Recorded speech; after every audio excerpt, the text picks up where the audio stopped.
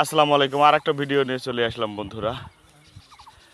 এটা হলো রসুন বোঝা বাঁধা শেষ, নেওয়া শেষ।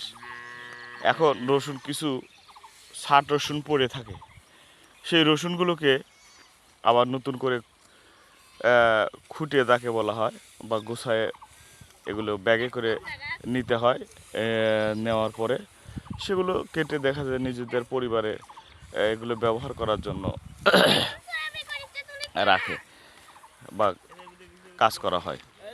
আসলে রসুন একটি ঔষধি ফসল, যেটা তরকারি বা বিভিন্ন সবজির সাথে খাওয়ার পাশাপাশি এটা ঔষধি হিসাবেও ব্যবহার করা হয়।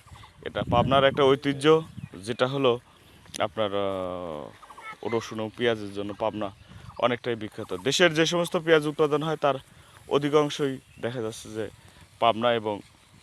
পাবনাতে উৎপাদন হয়। পাবনার অঞ্চল রসুন এবং পেঁয়াজ উৎপাদনের জন্য এই অঞ্চলের মাটি যথেষ্ট উর্বর। আসসালামু আলাইকুম।